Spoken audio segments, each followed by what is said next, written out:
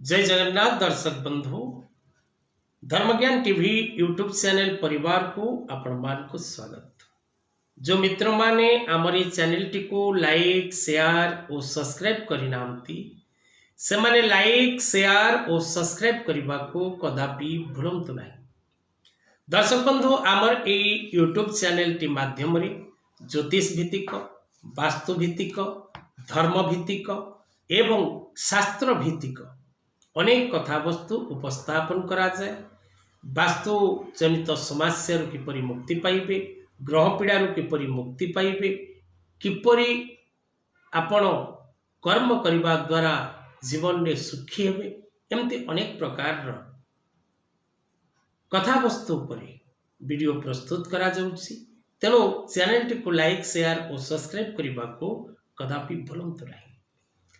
दर्शक बंधु आज ए कार्यक्रम माध्यम आम आलोचना करवा 2024 मसीहा मे मासटी किपरि रहिबो, बिच्छा राशि बिच्छा लग्न एवं जो मानकर नामर आद्य अक्षर बिच्छा राशि अंतर्गत सेमानक पई संपूर्ण मासटी केते परिमाण शुभ एवं केते परिमाण अशुभ फल प्रदान करिबो से विषय रे आज रे कार्यक्रम माध्यम रे आमे आलोचना करिबा।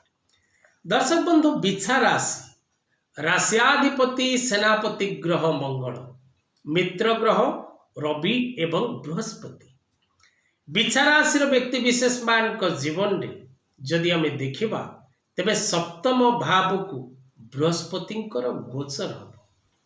बिच्छा राशि व्यक्ति विशेष माने 13 मास जो समय रही बृहस्पति वृष राशि जो 13 मास रहिबे, ए 13 मास समय रे बिच्छा राशि व्यक्ति विशेष मान जीवन रे अनेक परिवर्तन आसीबो, अनेक सफलता मिलिबो, अनेक कार्य रे से माने विजय लाभ करिवे।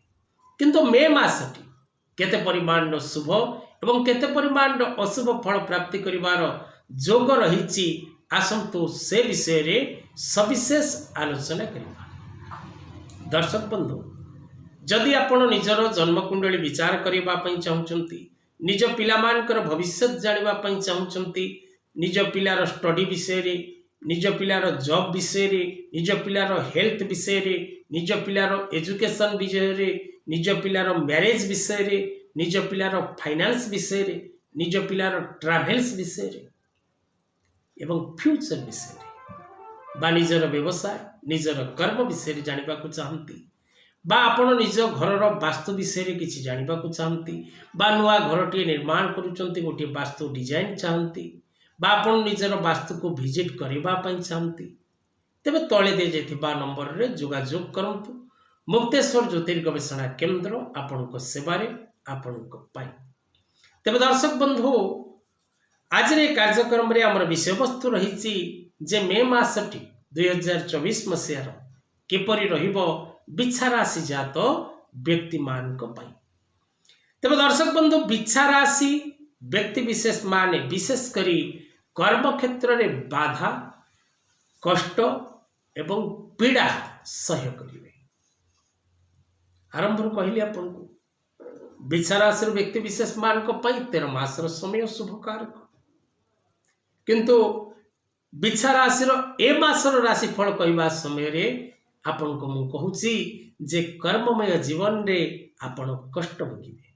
हाँ दर्शक बंधु आपन सत्य शुणुचंती एवं मु मध्य सत्य आलोचना करूची, कहीं ना सबु ज्योतिषीय सूत्र कार्यक्रम माध्यम उपस्थापन करवा संभवपर नुहे। आमे क्यों हिसाब रे ज्योतिष विचार करिचो ताहा आपण मान निकट रे उपस्थापन करवा पूर्ण रूपे संभवपर नुहे।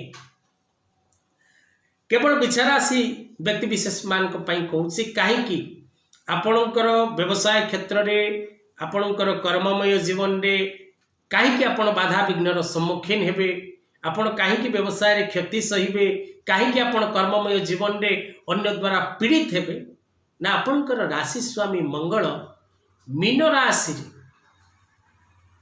अंगारक दोष राहु सहित मिसी क्रिएट करा फल कि आपणकर राशि स्वामी जेहेतु आपण शुभकारक स्थिति रे नहांती तेणु आपण प्रत्येक दिग रु पूर्ण शुभफल प्राप्त करने संभवपर नुहे। निज स्वास्थ्य प्रति जत्नवान होबार आवश्यकता रही। जानवाहन यातायात समय सावधानतार आवश्यकता रही एवं विशेष करी आपण अन्य को पूर्ण मात्रा रे भरोसा एवं विश्वास करंतु नाही। प्रत्येक कार्य रे आपण बाधा विघ्नर सम्मुखीन हेबे, ऋण रोग शत्रुर सामना करिवे। जहार मंगल आपण करिवे सेई व्यक्ति आपणकर शत्रु हब। अजथा कथा को केंद्र करी विवाद रे पड़िबे। प्रत्येक क्षेत्र विचाराशील व्यक्ति विशेष माने सावधान हिसाब रे चलिबार आवश्यकता रही।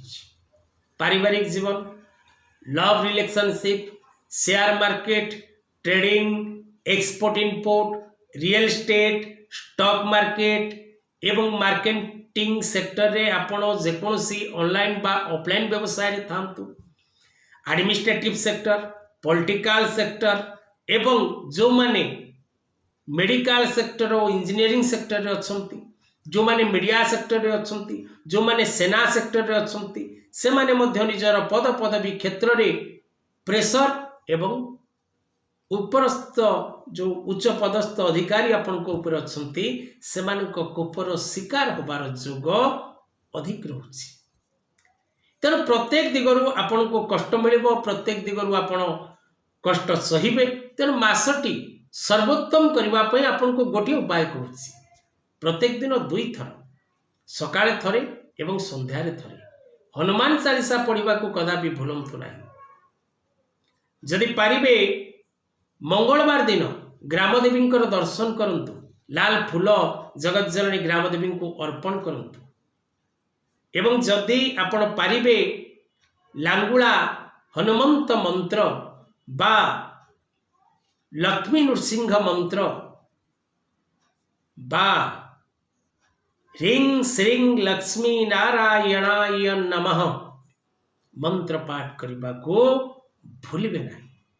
आज कथा वस्तु को एठी रखिबा। जय जगन्नाथ।